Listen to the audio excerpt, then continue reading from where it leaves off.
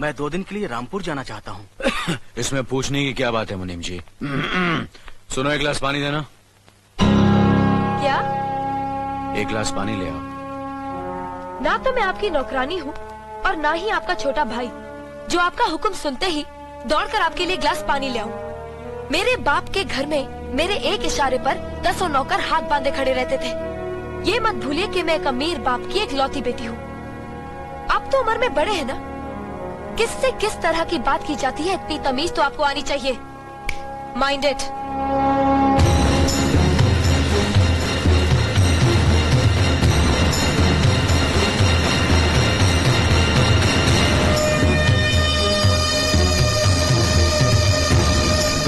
मालिक, छोटी बहू की बात का बुरा मत मानना, नादान है, बच्ची है। गलती हमारी है मुनीम जी। हमने ऐसी लड़की को काम करने को कहा जिसे काम करने की आदत ही नहीं है। बड़े भैया, पानी। नकुल, वो ट्रैक्टर रिपेयर करवा लिया ना? जी करवा दिया।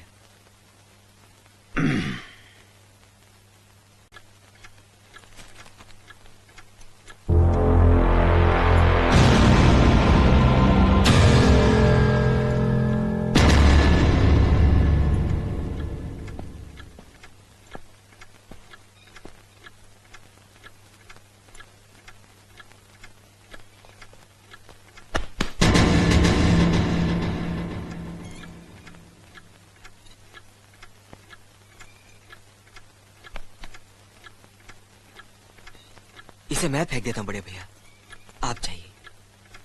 मुनीम जी, जो राम प्रसाद की बेटी की शादी के लिए जेवर देने के लिए कहा था, भिजवा दिया? जी हाँ मालिक।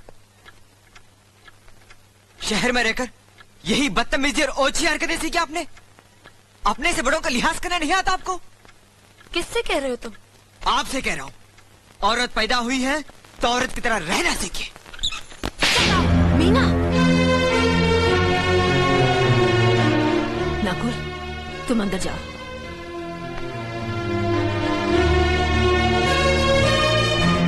पागल हो गई हो तुम? औरत होकर एक मर्द पर हाथ उठाती हो? इतनी ऊंची घराने की बहू होकर ऐसी नीच हरकत, शर्म नहीं आई तुम्हें? कौन सा ऊंचा घराना? ये जहाँ सिर्फ एक आदमी राजा है और बाकी सब उसके गुलाम। मीना, चिल्लाइए मत। आप मेरी सास नहीं है। जिस तरह आप इस घर की बहू है वैसे मैं भी हूँ। बहू हो तो बहू की मर्यादा में रहो। मर्यादा की रस्सी में तो आप जैसी जाहिल और गवार औरतें बनती हैं। मुझ जैसी पढ़ी लिखी मॉडर्न जमाने की लड़की नहीं। Uneducated idiots. Excuse me. I am not an illiterate. I am a graduate from the University of Allahabad. I am aware of the modernization of women, but I have not forgotten my culture, my customs, my traditions and my values. And most of all, I'll never ever forget that I am an Indian woman. Modern जमाने की औरत भी औरत ही होती है। उसे भी मर्द ही ब्याह कर ले जाता है, मर्द को ब्याह कर वो नहीं ले जाती। जमाने ख्याल और लिबास बदल देते हैं, औरत की शरीर की बनावट नहीं। लोग तुम्हारे ख्याल की लड़कियों को लज्जत का सामान भले ही समझते हो, इज्जत के काबिल कोई नहीं समझता। इज्जत आज भी उन्हीं औरतों की होती है जिनकी आंखों में हया हो, लाज हो, शर्म हो।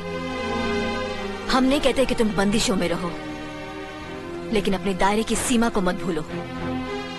लड़की जब अपने माँ बाप के घर होती है तब उसके कांधों पर अपने ही घर की इज्जत का बोझ होता है, लेकिन जब वो बहू बनकर ससुराल जाती है तब उसके कांधों पर एक नहीं 2 परिवारों की इज्जत का बोझ होता है। आज जिस तरह तुमने नकुल को तमाचा मारा, अगर उसी तरह उसका भी हाथ उठ जाता तो तुम्हारी क्या इज्जत रह जाती? कभी सोचा तुमने? क्या बात है मीना?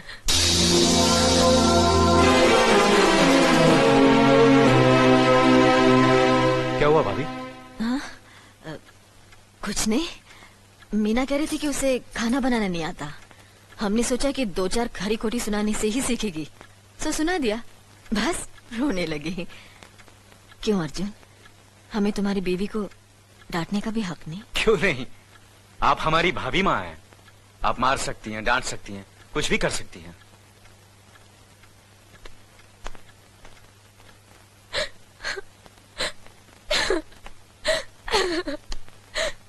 मैंने भूल की जो मैं लोगों के बीच आ गई। मेरी तो इस घर में कोई इज्जत ही नहीं है। जब देखो तो सब मेरी इंसल्ट करते रहते हैं। मैं कब से रो रही हूँ, तुम पूछ भी नहीं रहे हो कि मैं क्यों रो रही हूँ। बेकार हो रही है तो कौन पूछेगा? अच्छा, तो मैं तुम्हारे लिए और इस घर के लिए बेकार हो गई हूँ। अरे बेकार तो तुम हो गए अपने परिवार के बीच में रहकर। मैं कब से बोले जा रही हूँ और तुम हो के सुन ही नहीं रहे हो। इंसान की चीख सुनकर लोग शुभ अशुभ का विचार करते हैं, लेकिन जब मेंढकी को जुकाम होता है उसकी चीख की कोई परवाह नहीं करता। ये मत भूलो कि जब मेंढकी चिल्लाती है तो आंधी और तूफान आते हैं। आंधी और तूफान आएंगे तो उसका नतीजा तुम्हें ही भुगतना पड़ेगा। तो फिर ठीक है, अब मैं तुम्हारे साथ तब भी रहूंगी जब तुम मेरे साथ मेरे डैडी के घर रहोगे।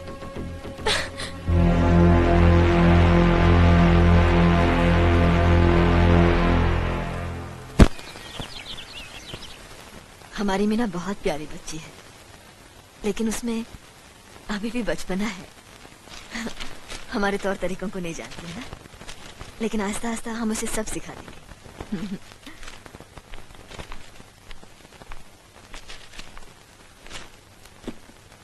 बड़े भैया, ये अपने घर जाना चाहती है। जाना भी चाहिए।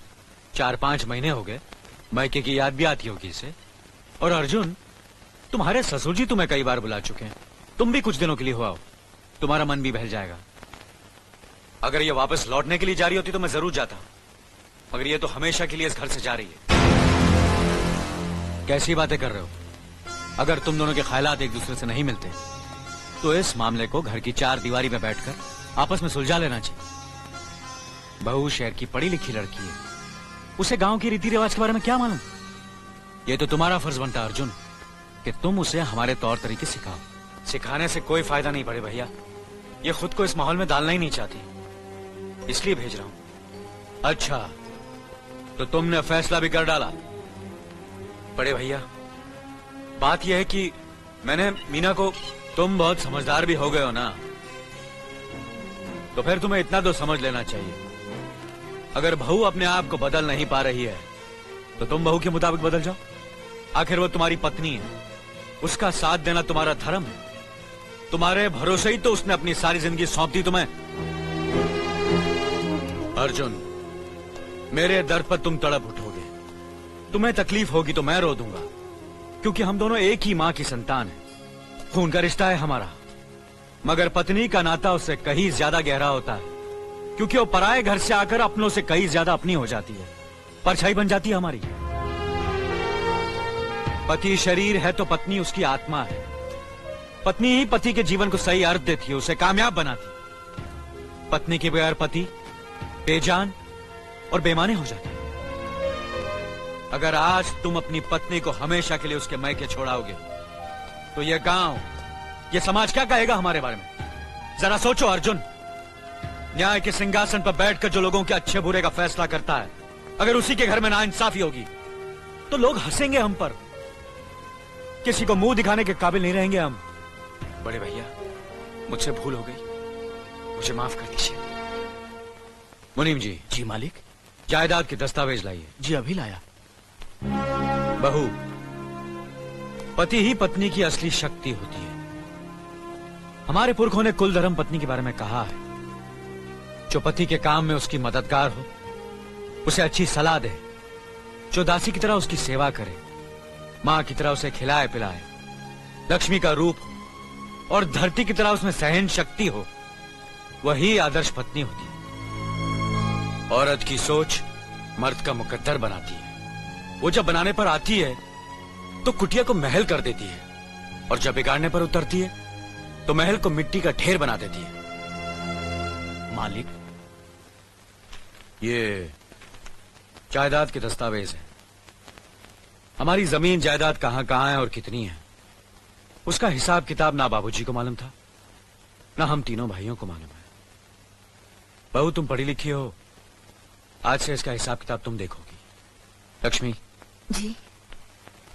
अपनी चाबियों का गुच्छा और ये कागजात बहू को दे दो।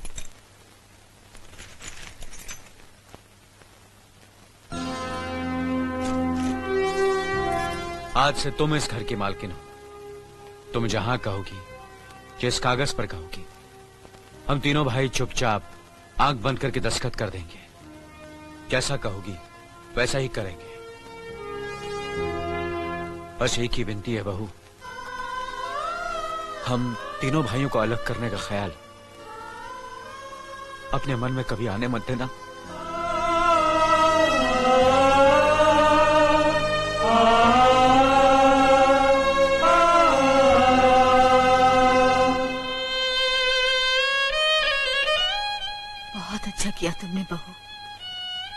बहुत अच्छा किया। इनकी आंखों में आंसू देखने की हमने सपने में भी उम्मीद नहीं की थी, लेकिन तुमने हमें दिखा दिया। बहुत अच्छा किया तुमने, बहुत अच्छा किया।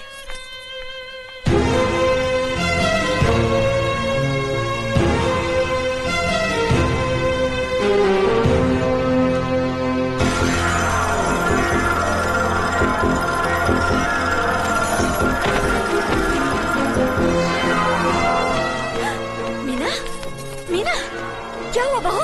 मीना, मनी जी जल्दी से डॉक्टर को बुलाइए।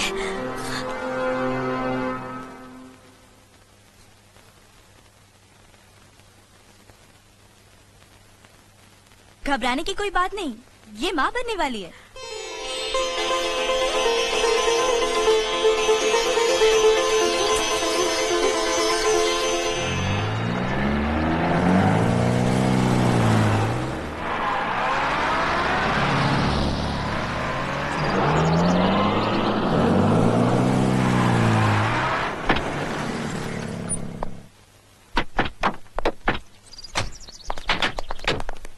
आप लोग यहीं ठहरिए, मैं ठाकुर साहब से मिलकर आता हूँ।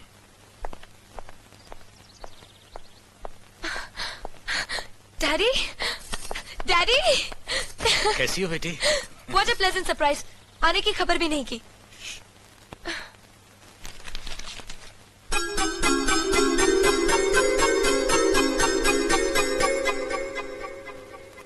ठाकुर साहब, पाए लागू। समधी जी, आप अचानक यहाँ कैसे? तशरीफ रखिए, बैठिए ना। आपके बराबर बैठने की मैंने कभी गुस्ताखी नहीं की, तो आज कैसे करूंगा? बहुत दिनों बाद हम लोग मिल रहे हैं। कहिए, आपका कारोबार कैसा चल रहा है? आपकी कृपा और आशीर्वाद से ठीक ही चल रहा है। दिल्ली में इंडस्ट्रीज मिनिस्टर के साथ कब की अपॉइंटमेंट ली है? कल सुबह 11 बजे सर। इनकम टैक्स केस का वकील ने कहा है कि 15 तारीख की हियरिंग में मामला क्लियर हो जाएगा। आज एक्सपोर्ट का माल जापान के लिए जहाज से रवाना हो जाएगा ना? जी हाँ सर। नमस्ते ठाकुर साहब। नमस्ते नमस्ते नमस्ते। अरे दीनानाथ जी, आप लोगों ने यहाँ आने की तकलीफ क्यों की? मैं आपकी संस्था के लिए गवर्नर साहब से बात कर चुका हूँ, आपका काम हो जाएगा। धन्यवाद, बहुत बहुत अरे गोपीनाथ जी, होम मिनिस्टर ने वादा किया कि आपके भाई का ट्रांसफर जल्दी ही हो जाएगा। Thank you sir. Daddy, good morning daddy. Good morning my child. आप कहीं जा रहे हैं क्या? हाँ बेटी, एक जरूरी काम से दिल्ली जा रहा हूँ। अपना ख्याल रखना। हाँ? ओके। Okay, bye. पास में ही फैक्ट्री के लिए जमीन देखने आया था, सोचा आपके दर्शन करता चलूं। अब इजाजत दीजिए। इतनी जल्दी कैसे जा सकते हैं आप? भोजन तो करते जाइए। माफ कीजिए, आप तो जानते ही हैं, बाप बेटी के घर का खाना तो क्या, पानी भी नहीं पी सकता। शहर में रहकर भी अभी भी आप इन बातों को मानते हैं? शहर में रहूं या गांव में, मैं अपनी परंपरा और संस्कार कैसे भूल सकता हूं? आखिर मैंने इसी मिट्टी में जन्म लिया है। अच्छा, चलता हूं। अजी, कम से कम बेटी से मिलकर उसकी कुशलता तो पूछ लीजिए। ये क्या कह रहे हैं आप? मैं इतना ऊंचा नहीं हूं कि अपनी बेटी की कुशलता पूछकर आपका अपमान करूं। ठाकुर साहब, ये तो मेरी बेटी का सौभाग्य है कि वो इस मंदिर जैसे पवित्र घर में बहू बनकर आई, और फिर आपकी छत्र छाया में तो वो कुशल हो गई ही। राम राम। राम राम। बेटे, जिस तरह तुम मैके में चहकाती रही हो ना, वैसे ही अपनी ससुराल को भी महकाती रहना। जी।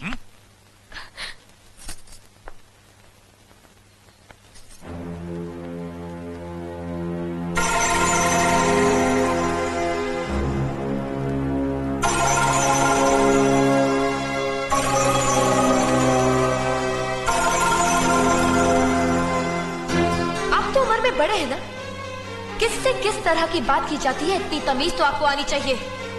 Mind it, mind it, mind it, mind it, mind it. बड़े भैया, अरे? मुझे माफ कर दीजिए। क्या हुआ? मुझे माफ कर ये दीजिए। क्या कर रही हो? अपने पापों का प्रायश्चित कर रही हूँ। मैंने आप जैसे देवता का अपमान किया है, आपका दिल दुखा है, मुझे माफ कर दीजिए बड़े भैया, मुझे माफ कर दीजिए, मुझे माफ कर दीजिए। लक्ष्मी, मुझे माफ कर दीजिए बड़े भैया, बड़े भैया मुझे माफ कर दीजिए, मुझ पर तरस इसे संभालो खाकर मुझे मीना, माफ कर दीजिए बड़े चलो भैया। उठो, तुम्हें ऐसे नहीं बैठना मुझे चाहिए, माफ इससे बच्चे पर असर पड़ेगा बेटे। मैं आपकी भी दोषी हूँ दीदी। आपने जेठानी की जगह माँ बनकर मेरी गलतियों को बर्दाश्त किया और मैं अभागन आपकी बेटी न बन सकी।